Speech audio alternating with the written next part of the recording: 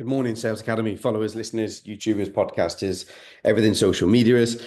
Today's subject, learned helplessness. Wow, this has come up a few times.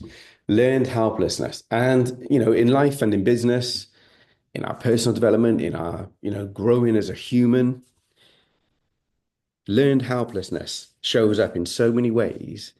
And I've always talked about conditioning is the most powerful form of training, right? So conditioning isn't two bottles in the shower and all that kind of jokey stuff. But no, conditioning is the most powerful form of training because it's like the water drip, drip, drip, drip. It's all around us. It's happening all the time. So much so that we don't always see it, right? We don't always feel it or experience it until it's had its effect. It's in. So there's an old parable. I don't know if it's an African or an Asian story, but there's an old parable about this gentleman explorer who comes across this elephant training camp, and he sees these massive elephants, massive female elephants being held with a stake in the ground and a tiny, tiny thin piece of rope between the stake and the elephant, and the elephant's not moving and not breaking free. And the mighty, powerful elephant, and this guy's wondering why. And he speaks to the trainers and he asks, he says, "How is that tiny piece of rope holding this elephant? Why don't they try and escape and stuff?" And the trainer says that when they're babies, when they're tiny, that rope is all they need because that rope is strong enough to hold them. So they grow up conditioned that that rope can hold them. So they never try to escape. They never need to, they never try to. So that's an example of how this learned helplessness exists. So I'm doing this because I put a blog up today on this where we're looking at it from a leadership point of view, a parenting point of view, and it's like all the research that I did into this and understanding learned helplessness. It very much comes from a us and only us. Now I'm big on ownership, so don't get me wrong when I say this, but it didn't come from an angle, and I can't see much stuff talking about how others impact the learned helplessness, apart from the parable and the stories of the elephant and donkeys tied to a chair and horses with a rope, but not once you put the reins on them, it kind of changes them and stuff. But from a human point of view, I couldn't see much where it talks about, well, how we impact that and how we can instigate and hold people in that learned helplessness state. And it's like, so I've gone in down that road of, as parents, did we jump in too early? The old story of you ask your kids to tie the shoelaces and then it feels like you're nagging them because they're not tying the shoelaces. And then sometimes they fall over, they graze their knees. And at that point, they get the lesson that they need to tie the shoelaces. Now, no parent in the land wants their child to hurt themselves, but sometimes tough love, we have to stand back and allow things to unfold, for the lessons to happen. And that's really hard as a parent. It's hard as a leader. It's hard because we want to try and fix, we want to try and solve, we want to try and do all these things. But where's the growth in that?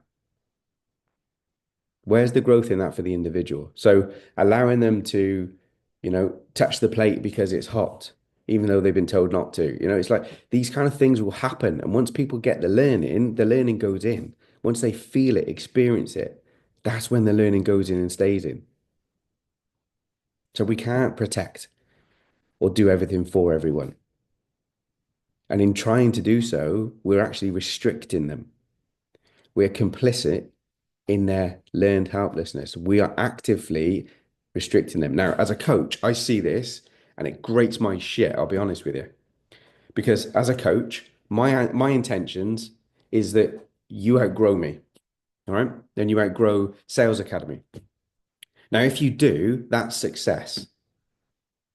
Yes, we will miss you. And yes, we're no longer clients, but we will have become friends in that time anyway as well, no doubt. But it's that if we are living out our values, we are encouraging you and championing you and empowering you to grow and develop. Therefore, common sense, nature's law, you are going to outgrow whoever your coach is, right? At some point. If not, I question, are they unconsciously or consciously holding you where you are? Do they need you more than you need them? Now, this might be a controversial post for some coaches and other things. This might be a controversial post for clients. I don't mean it in that way. I'm just being honest with you. This shit bugs me, right? When people are wanting you to be held in a place where you will always need them, that's unhealthy. That's not empowerment. That's about being complicit in someone's learned helplessness.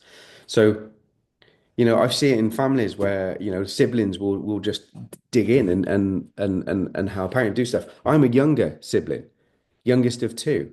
So in my head, how I see my life, I am extremely independent. I've always been extremely independent. Now that's a gift, but at the same time, it can be a curse.